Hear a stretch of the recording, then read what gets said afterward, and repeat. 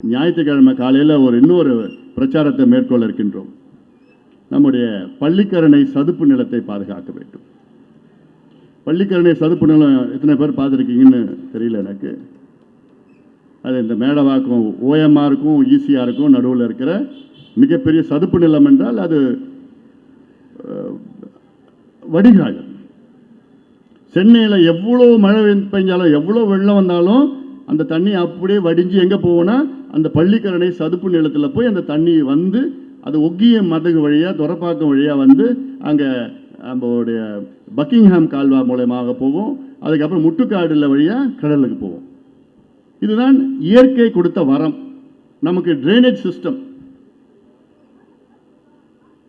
100 ஆண்டுகளுக்கு முன்பு அந்த பள்ளிக்கரணை சதுப்பு நிலம் வந்து 15,000 ஏக்கர், 15,000 ஏக்கர்ஸ் 100 ஆண்டுகளுக்கு முன்பு. 60 ஆண்டுகளுக்கு முன்பு அது வந்து 12,500 ஏக்கராக குறைஞ்சிடுச்சு. இன்னைக்கு 2,500 ஏக்கராக இருக்கு. குறைஞ்சி குறைஞ்சி குறைஞ்சி குறைஞ்சி அது ஆக்கிரமிப்பு, அதில் குப்பையில் கொட்டி அது கட்டிட கழிவு எல்லாம் பண்ணிக்கிண்டு அவ்வளோ மோசம் குறைச்சி இன்னைக்கு மிகப்பெரிய ஒரு சூழ்ச்சி நடத்திட்டு இருக்கு.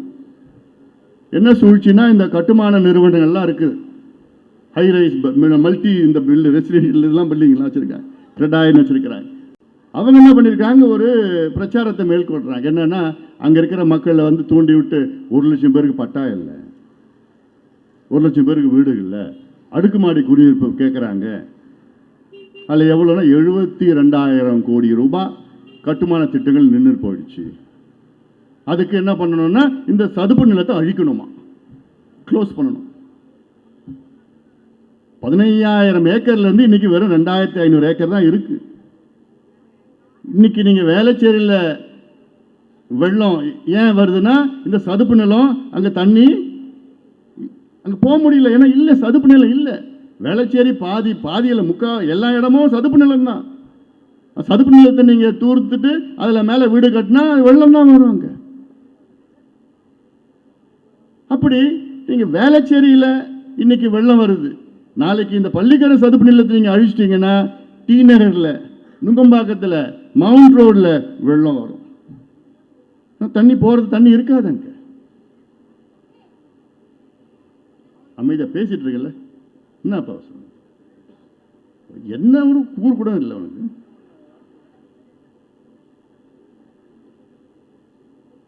எவ்வளவு முக்கியமான ஒரு பிரச்சனை இது. ஆனால் இது மக்களுக்கு தெரியல. இது ஏதோ நாங்கள் எங்கே இருக்கிறோம், நாங்கள் அங்கே தானே சதுப்பு நிலம், அது அழிஞ்சா நமக்கு என்ன. அங்கே சதுப்பு நிலம் அழிஞ்சிடுதுன்னா பாதிக்கப்பட போகிற மக்கள் சென்னை மக்கள். இப்போ கூட நான் சொல்லுவேன், மழை பெஞ்சுன்னா நீங்கள் என்ன பண்ணணும், நல்லதாக ஒரு போட்டு வாங்கணும். அந்த அளவுக்கு தான் பண்ணிட்டாங்க. 60 வருஷமாக சென்னை ஆண்டு, தமிழ்நாட்டை ஆண்டு, இன்னைக்கு பார்த்தீங்கன்னா எங்கேயும் வடிகால் இல்லை, தண்ணி போகிறது இல்லை. அது சும்மா பேருக்குன்னு மழைநீர் வடிகால் கனெக்ஷனே இருக்காது. அது ஏன் தெருவில், திலக் தெருவில், டீனரில் முத்து தெரியும்.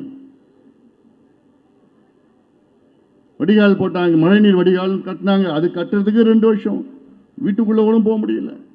அது கட்டி முடிச்சு என்ன பண்ணாங்கன்னா கனெக்ட் பண்ணல. இந்த பக்கம் அந்த பக்கம் சேர்க்கலை, இணைக்கலை. அதுக்கப்புறம் என்னாச்சுன்னா அது சின்னதாக கட்டிட்டாங்களாம். அதுக்கப்புறம் அதை உடைச்சாங்க.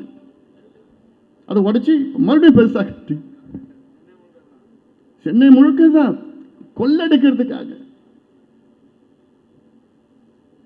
இதெல்லாம் அது மக்களுக்கு தெரிய வேண்டும். அதனால எல்லாம் இன்னும் சின்ன சின்ன வடிகால் இது. ஆனால் பெரிய வடிகால் பள்ளிக்கரணை சதுப்பு நிலம். அங்கே இப்போ எவ்வளோ பறவைகள் வருது. வேடந்தாங்கல் நம்ம பறவைகள் சரணாலயம்னா வேடந்தாங்கல் போனால் அவ்வளோ பறவைகள் பார்க்கலான்னு உங்கள் எல்லாருக்கும் தெரியும். ஆனால் வேடந்தாங்கலை விட 4 மடங்கு அதிக பறவைகள் பள்ளிக்கரணை சதுப்பு நிலத்தில் வருது. எத்தனை பேருக்கு தெரியல? 4 மடங்கு அதிக பறவைகள் வருது. ஃப்ளமிங்கோஸ்லேருந்து, பெலிகான்லேருந்து, ஆஸ்திரேலியாவிலேருந்து, சைனாவில், ரஷ்யாவிலேருந்து, உலக நாடு வலசை பறவைகள் அவ்வளோ வருது. இதெல்லாம் நமக்கு பொக்கிஷம். அதை அழிக்கக்கூடாது, அழிக்க விடமாட்டோம். அதில் நாம் தெளிவாக இருக்கிறோம். யாரை பற்றியும் நமக்கு கவலை இல்லை. நீங்கள் 72,000 கோடியாக இருந்தாலும் சரி, 1,00,000 கோடி உங்களுக்கு எதாலும் சரி, எங்களுக்கு வேண்டியது எங்கள் சதுப்பு நிலம் வேணும். காலங்காலமாக அந்த சதுப்பு நிலம் இருக்கணும். இதில் மட்டும் இல்லை, ராம்சார் அங்கீகாரம் பெற்ற, ராம்சார் என்றாலே ராம்சார் என்று ஈரானில் ஒரு நகரம். 1971 பல நாடுகள் சேர்ந்து அந்த ஈரானில் இருக்கிற ராம்சார் என்ற நகரத்திலே கூடி உலகத்தில் உள்ள சதுப்பு நிலங்களை பாதுகாக்க வேண்டும் என்று ஒரு ஒப்பந்தம் போடப்பட்டது. அந்த ஒப்பந்தத்தில் இந்தியாவும் கையெழுத்து போடப்பட்டது. அதில் இந்தியாவில் கிட்டத்தட்ட 100 சதுப்பு நிலங்கள் ராம்சார் அங்கீகாரம் பெற்ற சதுப்பு நிலங்கள். அதில் தமிழ்நாட்டில் 20 சதுப்பு நிலங்கள் இருக்கிறது. அதில் மிகப்பெரிய சதுப்பு நிலம் பள்ளிக்கரணை சதுப்பு நிலம். இப்படி சட்டத்திற்கு எதிரானது எவ்வளோ நடவடிக்கைகள் இருக்கு. இதை எப்படியாவது க்ளோஸ், சதுப்பு நிலத்தை பள்ளிக்கரணை இப்படி எல்லாம் நினைச்சிட்டு இருக்காங்க. அது ஒருபொழுதும் நாங்கள் இருக்கிறோம், பாட்டாளி மக்கள் கட்சி இருக்குது, ஒரு பொழுதும் விட போகிறது கிடையாது. இது எங்களுடைய கடமையாக நாங்கள் பார்க்குறோம். ஏன்னா